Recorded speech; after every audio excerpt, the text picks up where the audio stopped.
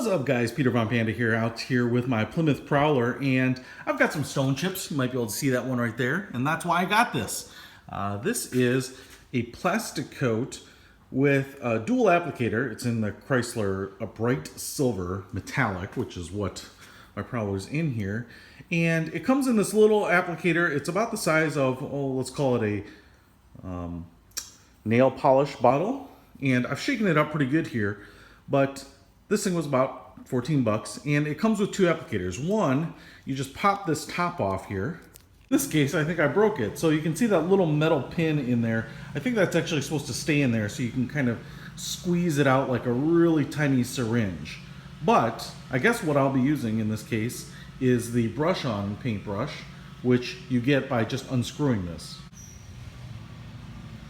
And that looks just like a fingernail polish applicator. So we'll go ahead and just try to touch up some of these scratches and see what it looks like. Here's the first one that I'm going to tackle. And there it is with the after. I will say that the hairs on this brush are extremely fine. I don't know if you can see how fine they are, but they are extremely narrow at the bottom, and so that allows you to be very exacting as you're brushing this in. So that's great. Didn't even take my time on this because it's a little bit of a weird kind of gouge, but I think that looks really good. Much better than it did. Let's try another one. I've got a fairly big one right here, as well as a bunch of smaller scratches all around the front where you're going to get more road chips. So thought we'd give it a shot on this too. So I touched these up, and it's actually really hard to figure out where I even touched up.